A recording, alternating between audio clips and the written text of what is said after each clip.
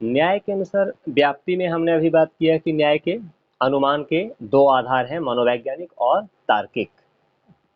तो अनुमान का मनोवैज्ञानिक आधार पक्षधर्मता है, जबकि तार्किक आधार व्याप्ति है। और व्याप्ति दो शब्द से बना है, वी और आपति। वी का अर्थ विशेष और आपति का अर्थ होना या रहना या विशेष रूप से होना, मतलब विशेष रूप से होना या विशेष रूप से रहना, यही व्याप्ति है।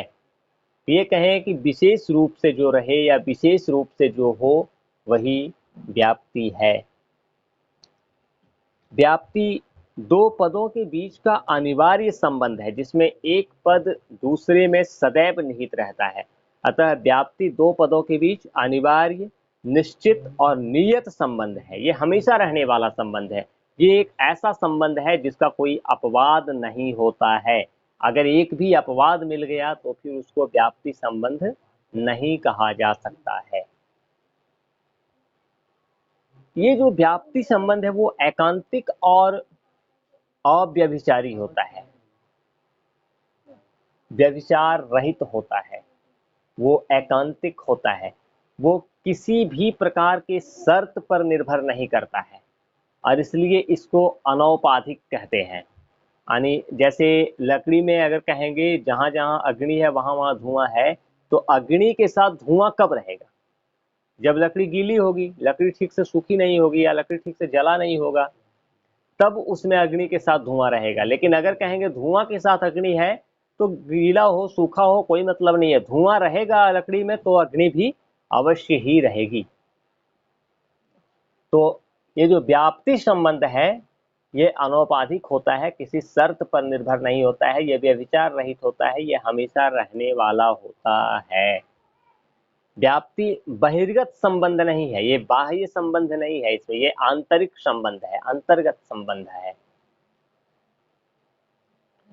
एक पंक्ति में हम अगर कहना चाहें तो ये कह लें कि अनुमान के तार्किक आधार के रूप में हेतु साध्य के अनिवार्य, नियत, अनौपाधिक, एकांतिक और अव्यभिचारी संबंध ही व्याप्ति है।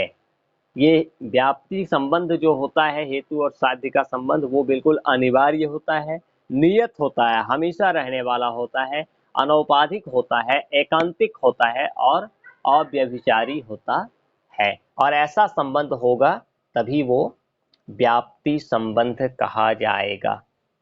व्याप्ति के दो अंश हैं, हेतु और साध्य। ये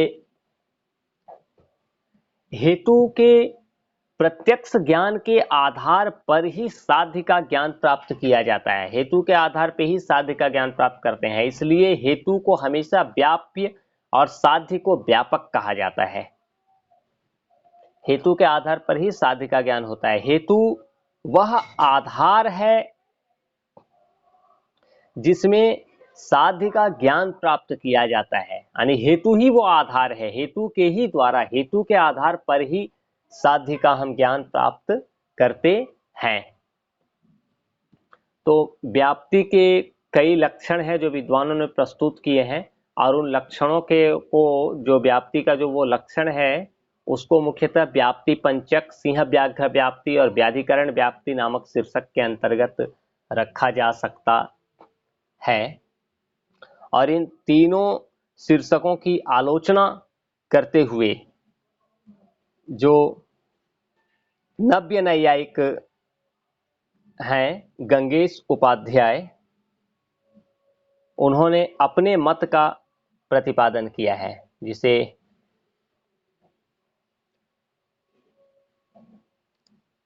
सिद्धांत व्याप्ति कहते हैं।